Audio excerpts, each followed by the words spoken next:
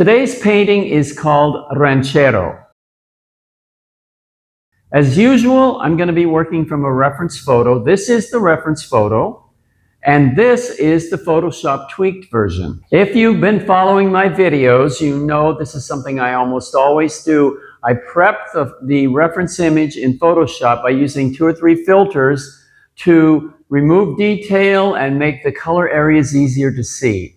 And if you want to know more about how I do this, I'll put a link in the description below so that you can check out the video on this channel that explains all that. What drew me to this image was the guy, naturally, because he has a really sexy energy, but also the geometry, the wide sombrero and the way the leather strap cuts diagonally right across his chest, and just the overall look of the composition. And I also liked the colors. I started, as usual, by putting the big shapes onto canvas with pencil, and then I covered the whole thing with an acrylic wash. While that's drying, I start mixing the basic colors I'm going to need to get started. And then it's time to paint.